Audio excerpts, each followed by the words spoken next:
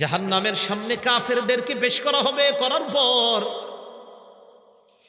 কাফেরদেরকে বলা হবে আযহাবতুম তাইয়্যিবাতিকুম ফি হায়াতিকুমুদ দুনিয়া, তোমরা দুনিয়ার মধ্যে চাকচিক্য শেষ করে ফেলছো, আনন্দ উপভোগ তোমরা দুনিয়ার মধ্যে করে ফেলছো।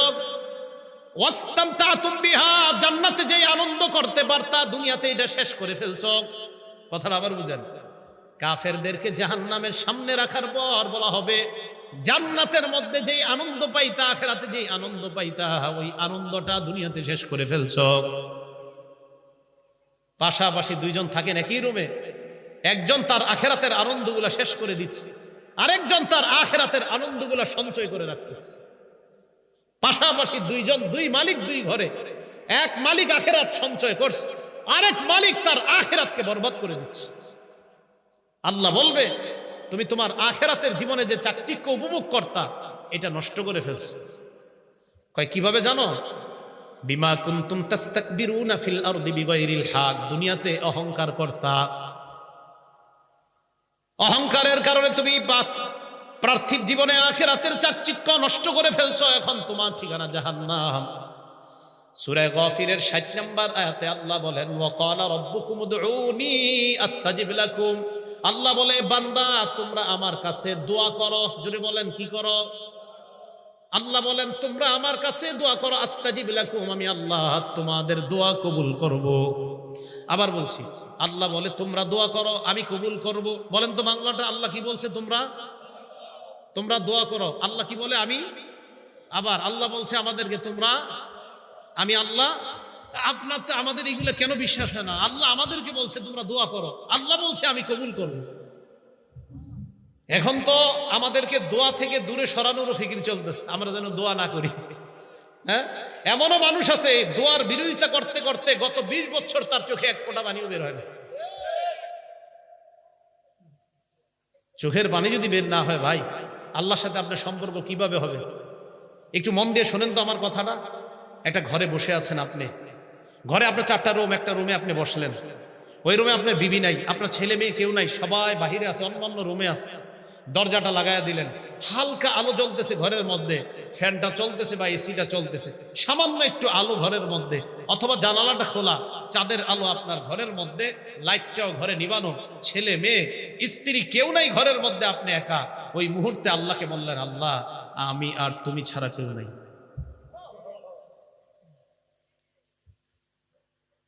আল্লাহ আপনাকে মাফ করবে না, কারে করবে? আল্লাহ বলে ইন্নাল্লাযীনা ইস্তাকবিরুনা আন ইবাদাতি, এই ইবাদত দ্বারা এখানে উদ্দেশ্য দোয়া। যারা আমার কাছে দোয়া করা থেকে অহংকার করে, ভাই অহংকারী হয়েন না। বলতেছে যারা আমার কাছে দোয়া করতে অহংকারী করে, যারা আমার কাছে দোয়া করার সময় অহংকারী, আর থুর আল্লাহর কাছে কি বলবো, আমার কাছে দোয়া করতে যারা অহংকার করে সায়াদখুলুনা জাহান্নামা দাখিরিন, এরা লাঞ্ছিত হয়ে সব জাহান্নামে প্রবেশ করবে। আল্লাহ আমাদের সকলকে অহংকার মুক্ত জীবন যাপন করার তৌফিক দান করেন। এই গেল কোরআন থেকে 10টা কথা। এবার খুব মন দিয়ে হাদিস শোনেন। মুসলিম শরীফের 168 নম্বর হাদিস। আন আব্দুল্লাহ ইবনে মাসউদ রাদিয়াল্লাহু তাআলা আনহু قال قال رسول الله صلى الله عليه وسلم لا يدخل الجنة من كان في قلبه مثقال ذرة من كبر। আল্লাহ নবীর সাহাবা আব্দুল্লাহ ইবনে মাসউদ রাদিয়াল্লাহু তাআলা আনহুর বর্ণনা। নবীজি সাল্লাল্লাহু আলাইহি ওয়াসাল্লাম বলেন, যেই ব্যক্তির অন্তরে সরিষার দানা পরিমাণ অহংকার থাকবে ওই ব্যক্তি জান্নাতে প্রবেশ করবে না। নাউজুবিল্লাহ। সরিষার দানা পরিমাণ অহংকার থাকবে, সে জান্নাতে প্রবেশ করবে না। ভাই অহংকার ছেড়ে দিই আমরা। মালের অহংকার, সম্পদের অহংকার, শক্তির অহংকার কেউ করব না। আল্লাহ হেফাজত করেন। আমি আপনাদের জন্য দোয়া করব, আপনারা আমাদের জন্য, আমার জন্য, আমাদের মতো যারা আলোচনা করে সবার জন্য দোয়া করবেন, আমাদের মাঝে যেন কখনো অহংকার না আসে। বুখারী শরীফের 6071 নম্বর হাদিস। নবীজির একজন সাহাবা নাম হারেসা, এই হারেসা রাদিয়াল্লাহু তাআলা আনহুর বর্ণনা। তার পুরা নাম হারেসা ইবনে ওয়াহাব আল খুজাই। عن حارثة ابن وهب الخزاعي رضي الله تعالى عنه عن النبي صلى الله عليه وسلم قال। হারেসা ইবনে ওয়াহাব আল খুজাই বলেন, আল্লাহ নবী বলেন, আলা উখবিরুকুম বিআহলিল জান্নাহ, এ মানুষ আমি কি তোমাদেরকে জান্নাতি কে ওই ব্যক্তির ব্যাপারে বলবো না? নবীজি বলেন, ওই ব্যক্তি জান্নাতি কুল্লু দাঈফিন মুতাদাঈফ, যেই ব্যক্তি দুর্বল, সমাজের মধ্যে যাকে দুর্বল মনে করা হয়, সমাজের মধ্যে এক ব্যক্তি দুর্বল, যাকে দুর্বল মনে করা হয়, সমাজের অন্য মানুষ তাকে দেখতে পারে না অথবা তাকে গণায় ধরে না, কিন্তু ওই লোকটার আল্লাহর সাথে সম্পর্ক বড় চমৎকার, আজান দিলে লোকটাকে ঘরে পাওয়া যায় না, মসজিদে চলে যায়, এই লোকটাকে সমাজের মধ্যে তেমন গণ্য করা হয় না। আল্লাহ নবী কয়, তোমরা জানো না মরার পর এই লোকটার সাথে সাথে আল্লাহ জান্নাতের মেহমান।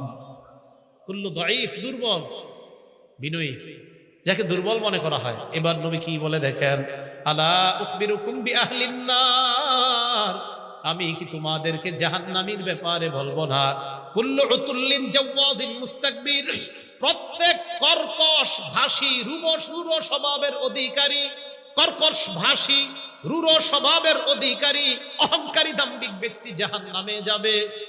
নবীজি বলেন, প্রত্যেক রূঢ় স্বভাবের অধিকারী, কর্কশ ভাষী, যার ভাষা সুন্দর না, ভাষা শুনলেই কেমন যেন ভালো লাগে না, ভাষা শুনলেই মনে হয় আমারে মারতে আসতেছে, জাওয়াজিন মুস্তাকবির, অহংকারী ব্যক্তি, এই ব্যক্তির ঠিকানা হলো জাহান্নাম। বলেন নাউজুবিল্লাহ।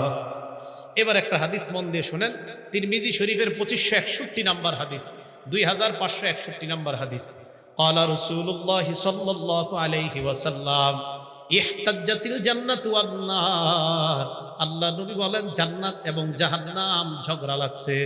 জান্নাত এবং জাহান্নাম ঝগড়া লাগার পর ক্বালাতিল জান্নাহ, জান্নাত বলল, ইয়াদখুলুনি আদ-দুআফা ওয়াল মাসাকিন, আমার মাঝে দুর্বল অসহায় মানুষগুলা প্রবেশ করবে। জান্নাত বলল, আমার মাঝে দুর্বল অসহায় মানুষগুলা প্রবেশ করবে। ওয়াকালাতিন নার, জাহান্নাম বলল, ইয়াদখুলুনি আল জাব্বারুনা ওয়াল মুতাকাব্বিরুন, আমার মাঝে অহংকারীরা প্রবেশ করবে। জাহান্নাম বলল, আল্লাহ জান্নাতকে আর জাহান্নামকে ডাক দিলেন।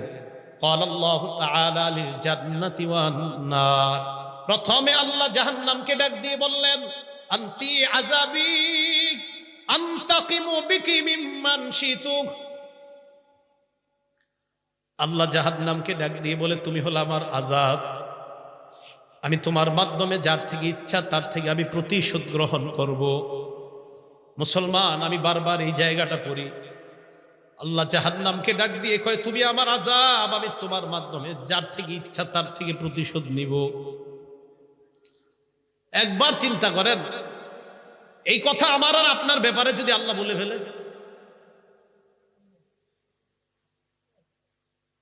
আল্লাহ যদি আমার আর আপনার ব্যাপারে বলে ফেলে জাহান্নামকে, এখানে তো আল্লাহ কারো নাম নেয় না, আল্লাহ বলছে, তুমি হলো আমার আযাব জাহান্নাম, আমি তোমার মাধ্যমে যাকে ইচ্ছা যার থেকে ইচ্ছা তার থেকে আমি প্রতিশোধ নিব। জান্নাতকে ডাক দিয়ে বললেন, আনতি রহমাতি আরহামু বিকি মান শিতু, তুমি হলো আমার দয়া, আমি তোমার মাধ্যমে যাকে ইচ্ছা তাকে দয়া করে তোমার মেহমান বানায়া দিব। আজকে রাত্রে থেকে একটু চিন্তা করেন, আল্লাহ জাহান্নামকে বলে তুমি আমার আযাব, আল্লাহ জান্নাতকে বলে তুমি আমার দয়া। আবার বলছি মুসলমান ভাইয়ারা, আল্লাহ জাহান্নামকে বলে তুমি আমার আযাব, আল্লাহ জান্নাতকে বলে তুমি আমার দয়া। এই জাহান্নাম, আমি তোমার মাধ্যমে যাকে ইচ্ছা তার থেকে প্রতিশোধ নিব। হে জান্নাত, আমি তোমার মাধ্যমে যাকে ইচ্ছা তাকে দয়া করে তোমার মাঝে প্রবেশ করে। প্রত্যেক দিন একটু চিন্তা করেন, আমি আপনি যেন ওই দ্বিতীয়টা রহমতের মধ্যে অন্তর্ভুক্ত হয়ে যাই। আল্লাহ আমাদের সকলকে যেন রহমতের ছায়ায় আমাদেরকে অন্তর্ভুক্ত করে জান্নাতের মেহমান বানায়। মুসলিম শরীফের একটা হাদিস শুনেন, হাদিস নাম্বার 196 নাম্বার হাদিস। ক্বালা রাসূলুল্লাহ সাল্লাল্লাহু আলাইহি ওয়াসাল্লাম, আল্লাহ নবী বলেন, সালাসাতুল লা ইউকাল্লিমুহুমুল্লাহু ইয়াউমাল কিয়ামাহ ওয়া লা ইয়ানজুরু ইলাইহিম ওয়া লা ইউযাক্কিহিম ওয়া লাহুম আযাবুন আলীম। আল্লাহর নবী বলেন, তিন ব্যক্তির দিকে আল্লাহ কিয়ামতের ময়দানে তাকাবে না, তিন ব্যক্তির সাথে আল্লাহ কথা বলবে না, তিন ব্যক্তিকে আল্লাহ পবিত্র বানাবে না, তিন ব্যক্তির সাথে আল্লাহ কথা বলবে না, তিন ব্যক্তির দিকে আল্লাহ তাকাবে না, তিন ব্যক্তিকে আল্লাহ পবিত্র বানাবে না। এক নাম্বার শাইখুন জানিন, বৃদ্ধ বয়সে যেই বৃদ্ধ ব্যভিচার করে তার দিকে আল্লাহ তাকাবে না, তার সাথে আল্লাহ কথা বলবে না, এই ব্যক্তিকে আল্লাহ পবিত্র বানাবে না। এক নাম্বার শাইখুন জানিন, বৃদ্ধ বয়সে যে জিনা করে ব্যভিচার করে, বয়স হয়ে গেছে, ওই বয়সে যে জিনা ব্যভিচার করে তার দিকে আল্লাহ তাকাবে না, তার সাথে আল্লাহ কথা বলবে না, তাকে আল্লাহ পাক রব্বুল আলামিন পবিত্র বানাবে না। দুই নাম্বার ওয়া মালিকুন কাজ্জাব, মিথ্যাবাদী শাসকের সাথে আল্লাহ কথা বলবে না, মিথ্যাবাদী শাসকের দিকে আল্লাহ তাকাবে না, মিথ্যাবাদী শাসককে আল্লাহ পবিত্র বানাবে না। এ হলো দুই নাম্বার। তিন নাম্বার ওয়া আইলুন মুস্তাকবির, অহংকারী দাম্ভিকের সাথে আল্লাহ কথা বলবে না, অহংকারী দাম্ভিকের দিকে আল্লাহ তাকাবে না, অহংকারী দাম্ভিককে আল্লাহ পবিত্র বানাবে না। একবার বিছানায় মাথা লাগায় চিন্তা করেন, আমার নাম যদি কিয়ামতের ময়দানে অহংকারী হয়ে যায়, আমার আল্লাহ আমার সাথে কথা বলবে না। আমার আপনার নাম যেন অহংকারী না হয়। আল্লাহ আমাকে আপনাকে এই সমাজকে অহংকার মুক্ত হয়ে, আমরা সবাই যেন অহংকার মুক্ত হয়ে কবরে যেতে পারি, আমি আপনি আমরা সবাই যেন জান্নাতে সবাই একসাথে আবার সাক্ষাৎ করতে পারি, আল্লাহ তৌফিক দান করেন। ভাই অহংকার করা যাবে না। তাহলে বলেন তো আবার প্রথম থেকে আসেন তো, কিবির কাকে বলা হয়? অহংকারের সাথে সত্যকে অস্বীকার করা। বলেন তো কিবির কাকে বলা হয়? অহংকারের সাথে সত্যকে অস্বীকার করা। আল্লাহ আমাদের সকলকে সত্যকে স্বীকার করে মেনে নিয়ে আমরা যেন বিনয়ী হয়ে জান্নাতি মেহমান হতে পারি, আল্লাহ তৌফিক দান করেন। এবার আরেকটা হাদিস শোনেন, হাদিসটা মুসলিম শরীফের 5360 এবং 5361 নাম্বার হাদিস। নবী সাল্লাল্লাহু আলাইহি ওয়াসাল্লাম আজীব এক হাদিস শোনাইছেন।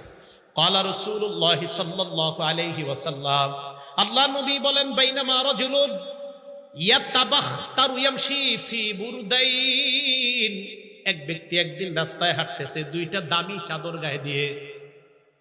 এই জায়গায় একটু বুঝেন, দামি চাদর গায়ে দেয়া দোষের না, অহংকার এসে যাওয়া দোষের।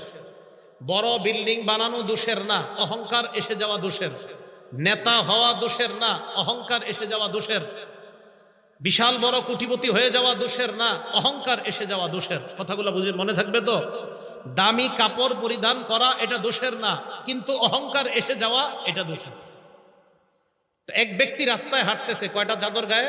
দুইটা দামি চাদর। তো নবীজি বলেন, সে যখন হাঁটতেছে ইয়াতাবাখতারু, অহংকার করে হাঁটতেছে। ফাআজাবাতহু নাফসুহু, মনে মনে তার নিজের অনেক বড় মনে হইতেছে, আরে আমার মতো এরকম চাদর আর এই এলাকার কে গায়ে দিতে পারে? ভাই এই কথাটা একটু মন দিয়ে শোনেন, নবীজি কি বলে? খাসাফাল্লাহু বিহিল আরদ, ওই মুহূর্তে আল্লাহ তারে জমিনের নিচে দাফন করে দিস। নবীজি বলেন, ফাহুয়া ইয়াতাজালজালু বিহা ইলা ইয়াউমিল কিয়ামা, শোনো আমার উম্মত, এই ব্যক্তি কিয়ামত পর্যন্ত মাটির নিচে যেতেই থাকবে, যেতেই থাকবে, শুধু অহংকার করার কারণে।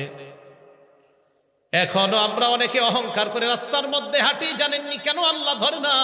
কারণ নবীজি আল্লাহর কাছে দোয়া করছে, আমার উম্মতকে একবারে ধ্বংস করে দিয়েন না। ওই নবীর দোয়া বারবার আমাদেরকে বাঁচায়া দেয়। না হয় যেইভাবে অহংকার সুলভ কথা হয়, কর্ম হয়, আল্লাহর নবীর দোয়া না থাকলে ওই অহংকারীদেরকে আল্লাহ পানির মধ্যে ডুবায় মাটির নিচে দাফন করে মারতেন। যেইভাবে অহংকার সুলভ কথা আর আচরণ করা হয়, আল্লাহ চাইলে পারতেন। নবীর দোয়ার কারণে সবাই বারবার বেঁচে যাচ্ছে। তাহলে এই হাদিস দ্বারা কি বুঝলাম দেখেন তো? দুইটা দামি চাদর গায়ে দিয়ে অহংকার করে হাঁটতেছে।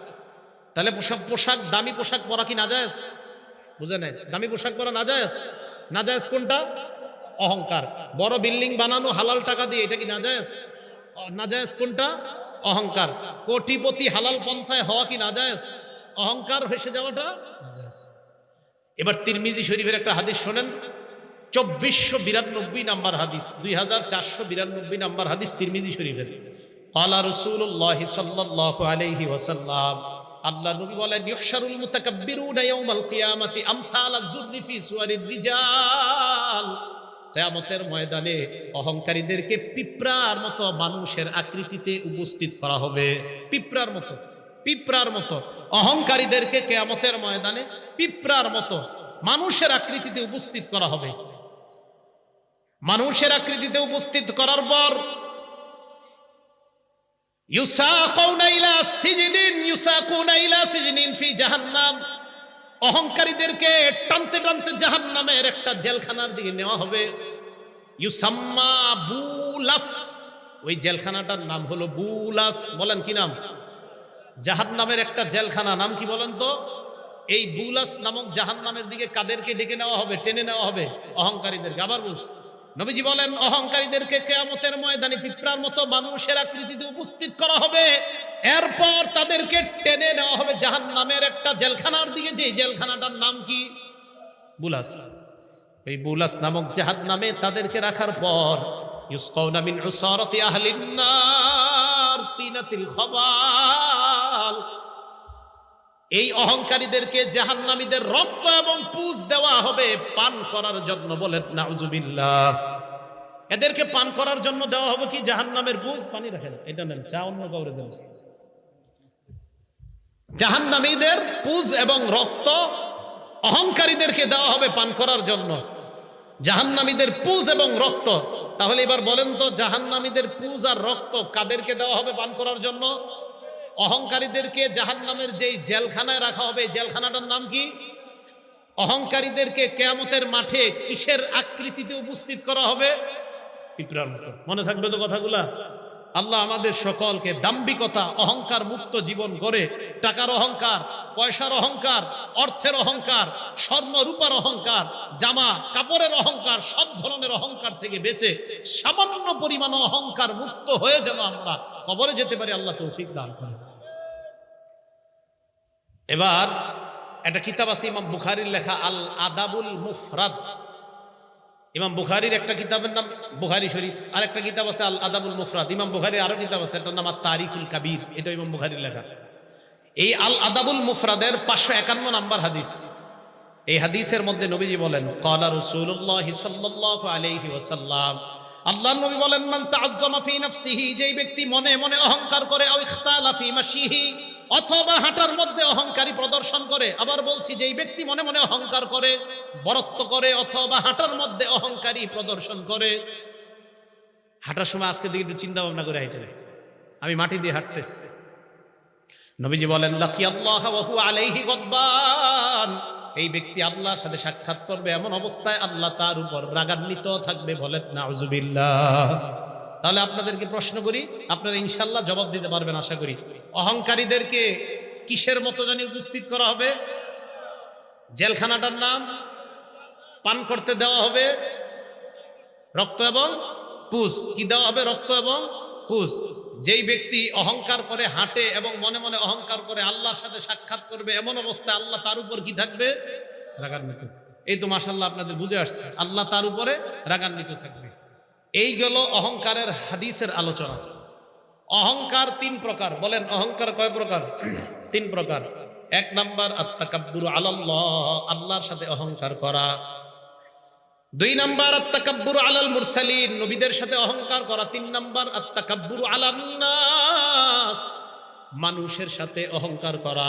1 নাম্বার আল্লাহর সাথে অহংকার করা, 2 নাম্বার রাসূলদের সাথে অহংকার করা, 3 নাম্বার মানুষের সাথে অহংকার করা। 1 নাম্বার আল্লাহর সাথে অহংকারের দৃষ্টান্ত সূরা নাজিআতের 24 নাম্বার আয়াতে আল্লাহ বলেন, আনা রাব্বুকুমুল আ'লা। ফেরাউন জনগণকে কয়, আমি তোমাদের বড় খোদা। এই জায়গায় ফেরাউন কার সাথে অহংকার করতেছে? ফেরাউন কয়, আমি তোমাদের বড় খোদা। আর একটা মজার উদাহরণ দিলে আপনারা বুঝবেন। সূরা বাকারা 258 নম্বর আয়াত। কারো ঘরে বাংলা কোরআন, বাংলা অনুবাদের কোরআন শরীফ যদি থাকে, বাংলা অনুবাদ সহ অথবা তাফসির আছে, সূরা বাকারা 258 নম্বর আয়াতের অনুবাদ আর তাফসির যদি বাংলা থেকে পড়ে নেবেন, খুব মজা পাবেন। আল্লাহ বলে, আলাম তারা ইলাল্লাযী হাজ্জা ইব্রাহিমা ফি রাব্বিহি আন আতাহুল্লাহুল মুলক। আপনি কি ওই ব্যক্তিকে দেখেন না যে ব্যক্তি ইব্রাহিম নবীর সাথে তার রবের ব্যাপারে ঝগড়া করছে? এই ব্যক্তি দ্বারা উদ্দেশ্য হলো নমরুদ। বলেন কে? চাটা খেয়ে ফেলেন, নষ্ট করেন না। আমি তো চা খাবো না ভাই, চা খেয়ে ফেলেন না। আল্লাহ পাক রব্বুল আলামিন বলেন, আপনি কি ওই ব্যক্তিকে দেখেন না? চা নষ্ট করেন না, কাউকে দিয়ে দেন। আপনি কি ওই ব্যক্তিকে দেখেন না যে ব্যক্তি ইব্রাহিম নবীর সাথে তার রবের ব্যাপারে ঝগড়া করছে? বলেন তো এই জায়গায় ওই ব্যক্তি দ্বারা কে উদ্দেশ্য? নমরুদ। এখন নমরুদ কি ঝগড়া করছে দেখেন। আন আতাহুল্লাহুল মুলক, আল্লাহ নমরুদকে রাজত্ব দিয়েছে। বিসমিল্লাহ, আল্লাহুম্মা লাকাল হামদু ওয়া লাকাশ শুকরু। তো নমরুদকে আল্লাহ রাজত্ব দিয়েছে। এখন দেখেন ইব্রাহিম নবীর সাথে নমরুদের কথাবার্তা চলতেছে। ইব্রাহিম নবী কয়, আপনি নিজেরে কি মনে করেন? কয় আমি নিজেরে খোদা মনে করি। নাউজুবিল্লাহ, আসতে বলে। ইব্রাহিম নবী কয় কিভাবে এটা মনে করেন? নমরুদ কয় তুমি যে তোমার আল্লাহরে আল্লাহ মনে করো, কিভাবে বলো? ইব্রাহিম নবী কয় আমার আল্লাহ ইউহয়ী ওয়া ইউমীত, আমার রব আমার আল্লাহ মানুষকে জিন্দা বানায়, জীবিত থেকে আবার মৃত্যু দান করে। নমরুদ কয় তাই নাকি? মানুষকে জীবিত বানাইলে আবার মৃত্যু দান করলে তাকেই বুঝি রব বলা হয়? ইব্রাহিম নবী কয় হ্যাঁ, তাকেই রব বলা হয়। নমরুদ দুই ব্যক্তিকে গ্রেফতার করছে, করার পর একজনকে নমরুদ হত্যা করছে, আরেকজনকে কিছুদিন বন্দি রেখে ছেড়ে দেওয়ার পর ইব্রাহিম নবীর কয় এই যে আমি একজনকে জিন্দা করলাম আরেকজনকে মারলাম, তার মানে আমিও রব। কথা বুঝে আসছে সবার? নমরুদ ইব্রাহিম নবীরে কয় তোমার রব কিভাবে? তো ইব্রাহিম নবী বললেন রব্বিয়াল্লাযী ইউহয়ী ওয়া ইউমীত, আমার রব মানুষ জিন্দা করে, আমার রব মৃত্যু দান করে। নমরুদ দুইজনকে অ্যারেস্ট করে একজনকে ছেড়ে দিছে, আরেকজনকে বন্দি রেখে কয় কিছুদিন পরে ছেড়ে দিছে, আরেকজনকে মারছে। এই যে আমি একজনকে মারলাম আরেকজনকে জিন্দা ছেড়ে দিলাম, তো আমিও তো জীবিত করি, আমিও মৃত্যু দিই, আমিও রব। ইব্রাহিম নবী চিন্তা করে এটারে কিভাবে আটকান যায়। বুদ্ধি করে ইব্রাহিম নবী একটা কথা বললেন। কি বললেন? ইব্রাহিম নবী বললেন তার মানে আপনি যদি রব হন, বুঝে নিলাম আপনি একজনকে জিন্দা ছেড়ে দিলেন, আরেকজনকে আপনি মৃত্যু দিলেন। এবার আমি আপনাকে বলি ফাইন্নাল্লাহা ইয়াতি বিশ-শামসি মিনাল মাশরিকি ফাতি বিহা মিনাল মাগরিব, আমার রব আল্লাহ প্রত্যেকদিন সূর্যটা পূর্ব দিক থেকে উঠায়, আগামীকাল আপনি পশ্চিম দিক থেকে উঠান। ফাবুহিতাল্লাযী কাফার, নমরুদ সাথে সাথে পরাজয় বরণ করে নেয়। আল্লাহু আকবার। তাহলে নমরুদ আল্লাহর সাথে অহংকার করে আল্লাহ হতে গিয়ে একজনকে ছেড়ে দিছে, আরেকজনের মাইরা কয় আমিও জীবিত করি, আমিও মৃত্যু দেই। ইব্রাহিম নবী কয় আল্লাহ তো পূর্ব দিক থেকে সূর্য উঠায়, আপনি একদিন পশ্চিম দিক থেকে সূর্যটা উঠায় দেখান। সাথে সাথে নমরুদ হেরে গেছে। নমরুদ আল্লাহর সাথে অহংকার করছে, শুধু এমন না, মক্কার কাফেররাও আল্লাহর সাথে অহংকার করছে। সূরা ফুরকানের ৬০ নম্বর আয়াত, আয়াতটা আমি বলছি না, সিজদার আয়াত। আয়াত বললে আপনাদের সবার উপর সিজদা ওয়াজিব হয়ে যাবে, তাই আয়াতটা বলছি না, অনুবাদটা বলছি। আল্লাহ পাক রব্বুল আলামিন বলেন যখন তাদেরকে বলা হলো তোমরা রহমানকে সিজদা করো, তারা বলল রহমান আবার কি? তারা কি বলল? রহমান আবার কি? আরে তোমার কথায় কি আমরা রহমানকে সিজদা দিব? এটা হতে পারে না। তারা আল্লাহর সাথে অহংকার করলো। অহংকার তিন প্রকার। এক নাম্বার আল্লাহর সাথে অহংকার করা। আল্লাহ আমাদের সকলকে এই জাতীয় কথাবার্তা যেগুলো আল্লাহর সাথে অহংকার হয়ে যায় এগুলা বলা থেকে যেন বেঁচে থাকতে পারে, এই মুখকে হেফাজত করতে পারে, আল্লাহ তৌফিক দান করেন। দুই নাম্বার রাসূলদের সাথে অহংকার করা। সূরা মুমিনুনের ৪৭ নম্বর আয়াতে আল্লাহ বলেন ফাকালু আনুমিনু লিবাশারাইনি মিসলিনা ওয়া কওমুহুমা লানা আবিদুন। মুসা নবী আর হারুন নবী দাওয়াত দেওয়ার পর ফেরাউন এবং তার সম্প্রদায় কয় আনুমিনু লিবাশারাইনি মিসলিনা, আমরা কি আমাদের মতো এক দুইজন মানুষের উপর ঈমান আনবো? এই মুসা এবং হারুনের সম্প্রদায় আমাদের দাস, আমাদের খেদমত করে, আমাদের গোলাম, আমরা আমাদের মতো দুইজন মানুষের উপর ঈমান আনতে পারি না? বলেন নাউজুবিল্লাহ। সেম কথা কাফেররাও বলছে। কি বলছে জানেন? মুহাম্মদ মালি হাযার রাসূল ইয়াকুলুত তাআমা ওয়া ইয়ামশি ফিল আসওয়াক, এটা আবার কেমন নবী? এ খায় আবার এই রাস্তায় হাঁটে, এ পানি পান করে, এ বাজারেও যায়, এটা আবার কেমন নবী? কাফেররা বলছে। তাহলে কাফেররা, ফেরাউন এবং তার অনুসারীরা মুসা আর হারুন নবীর উপর অহংকার প্রদর্শন করলো, ঈমান আনলো না। তা আমাদের মতো দুইজন মানুষের উপর কেন ঈমান আনলো? তিন নাম্বার মানুষের সাথে অহংকার করা। আল্লাহ আদমকে বানাইলেন, বানানোর পর ইবলিসকে বললেন সিজদা করো আদমকে। সূরা আরাফের ৭-৮ নম্বর আয়াতে, ১১-১২ নম্বর আয়াতে। তো সিজদা করার কথা বলার পর ইবলিস অস্বীকার করলো, আমি সিজদা করব না। আল্লাহ বললেন ক্বালা ফাহবিত মিনহা, তুমি জান্নাত থেকে বের হয়ে যাও। ফামা ইয়াকুনু লাকা আন তাতাকাব্বারা ফিহা, জান্নাতের মধ্যে অহংকার করার কোনো অধিকার নাই। ফাখরুজ মিনহা ইন্নাকা মিনাস সাগিরিন, তুমি জান্নাত থেকে বের হয়ে যাও। জান্নাত অহংকার করার জায়গা না। এবার দুনিয়ার মধ্যে মিলান, বলেন তো জান্নাত কিসের জায়গা? না। ইবলিস অহংকার করার কারণে আল্লাহ কয় জান্নাতের মধ্যে অহংকার করার কোনো অধিকার নাই। মুসলমান, জান্নাত অহংকারের জায়গা না। অহংকার দিলের মধ্যে থাকলে ওই ব্যক্তিও জান্নাতে জায়গা পায় না। এই জন্য অহংকার মুক্ত হয়ে দুনিয়া থেকে যাওয়া, কারণ অহংকার জান্নাতে থাকার জায়গা না। আল্লাহ বলে দিলেন ফামা ইয়াকুনু লাকা আন তাতাকাব্বারা ফিহা, ইবলিস এই জান্নাত অহংকার করা শোভা পায় না, এটা অহংকার করার জায়গা না। অতএব এই আয়াত দ্বারা বোঝা যায় যারা অহংকার করবে এরা জান্নাতে থাকতে পারবে না, কারণ অহংকার জান্নাতে থাকার জায়গায় না। ভাই কথাগুলো বুঝে আসছে সবার? তাহলে অহংকার কয় প্রকার? এক নাম্বার কার সাথে অহংকার করা? আল্লাহর সাথে ফেরাউন অহংকার করছে, নমরুদ অহংকার করছে। দুই নাম্বার রসুলদের সাথে অহংকার করা, ফেরাউন তার সম্প্রদায়, মক্কার কাফেররা নবীদের সাথে অহংকার করছে। তিন নাম্বার মানুষের সাথে অহংকার করা। এই অহংকার তাদের ব্যাপারে আল্লাহ বলেন ইন্নাল্লাহা লা ইউহিব্বু কুল্লা মুখতালিন ফখুর, নিশ্চয়ই আল্লাহ প্রত্যেক দাম্ভিক অহংকারীকে পছন্দ করে না। আমরা সবাই যেন অহংকার মুক্ত ভাবে আমাদের হৃদয়গুলোকে সাফ করে, দিল থেকে অহংকার হিংসা পরিপূর্ণ সাফ করে আমরা পরিপূর্ণ খাঁটি মুমিন হয়ে যেন কবরে যাইতে পারি। আল্লাহ তৌফিক দান করেন। আমিন ওয়া আখিরু দাওয়ানা আনিল হামদুলিল্লাহ।